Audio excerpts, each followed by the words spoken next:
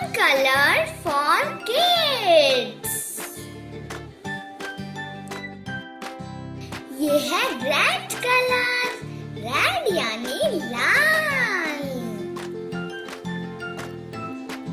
और ये है येलो कलर, येलो यानी पीला। ये है ब्लू कलर, ब्लू यानी नीला। और बताइए ये कौन सा कलर है? ये है ग्रीन कलर, ग्रीन यानी हरा। ये कौन सा कलर है?